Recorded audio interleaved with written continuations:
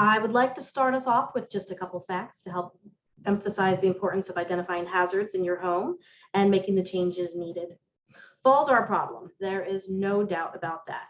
1 out of every 4 adults falls every year.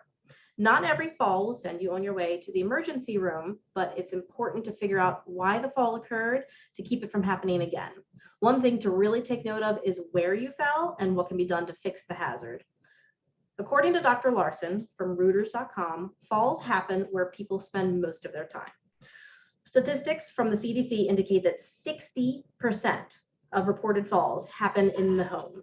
That is definitely where most of us have been this past year, so I would heartily agree with that stat. Inside the home, the common areas, those that you use the most, have the highest rate of falls. These are usually the living room, the bedroom, and the bathroom. Even without a serious injury, you can develop a fear of falling. If you're afraid to fall, chances are you will begin to severely limit your engagement in daily activities to try and lessen the chances of another fall.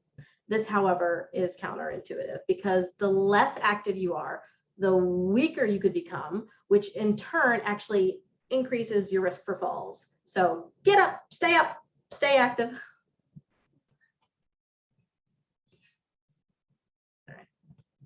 The CDC has outlined 4 very basic recommendations to help reduce the risk of falls. They are to talk with your doctor about any falls you have experienced, as well as performing a fall risk assessment. They also want you to do strength and balance exercises, get your eyes checked annually, and make your home safe to function in. That's where occupational therapy comes in. We can help get you started. As future occupational therapists, or OTs, as you'll hear us say, we hope to help you stay up. More importantly, we want to try and keep you from falling in the first place. Our role during a home assessment is to help identify the fit between client and the home. We come at this from multiple angles. We look at the person and evaluate their performance. We're looking at things like coordination and balance and safety awareness and spatial awareness and vision and problem solving. The list goes on. We just want to see you in action. We also look at the home itself.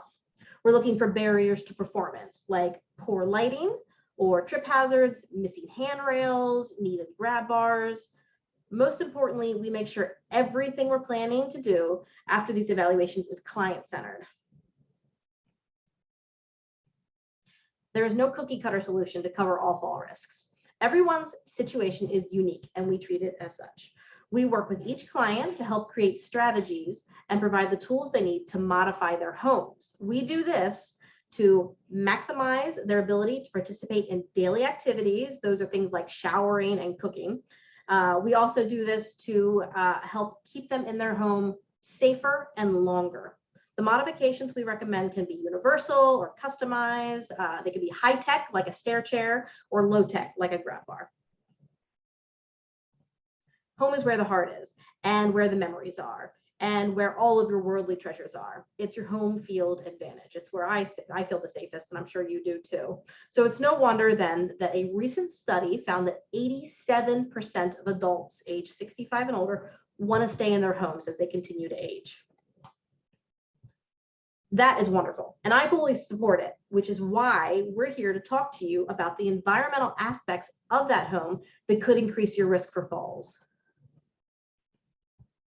When you have a home that is a good fit for you, whether it's well designed from the beginning or modified to support you as you age, this increases your sense of security, protects and promotes your physical health, and helps keep you connected as you socialize within your community.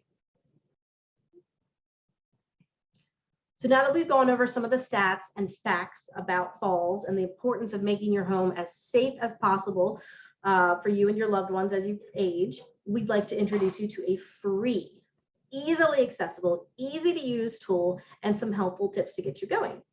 The tool is the Home Safety Self-Assessment Tool.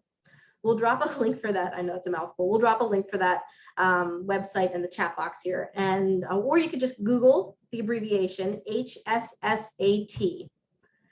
Home Home Safety Self-Assessment Tool, HSSAT. When I put that in Google, it's usually the first link to pop up.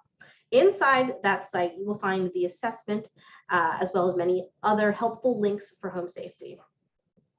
In order to prevent falls at home, the Occupational Therapy Geriatric Group at the University of Buffalo created this tool as part of a combined effort with the Community Health Foundation of Western and Central New York to disseminate information regarding how to prevent falls in Erie County, New York.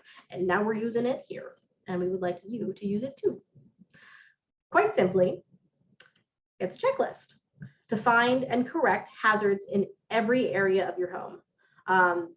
The tool includes pictures of hazards, solution suggestions, and a log to keep track of what you would like to do or what you've already done to fix those hazards.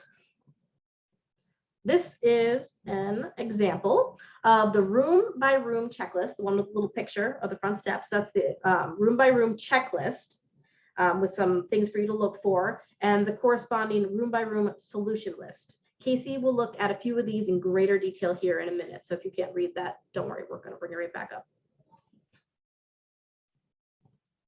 A couple helpful tips before you get started, because a full home assessment could take some time. Try breaking it up into sections or floors, or prioritizing the rooms you use the most. The tool tries to cover as much universal ground as possible, so some items may not apply to you or your home, which is fine. Before Casey explains how to apply the HSSAT tool, we'll stop here briefly if anyone has any questions or comments.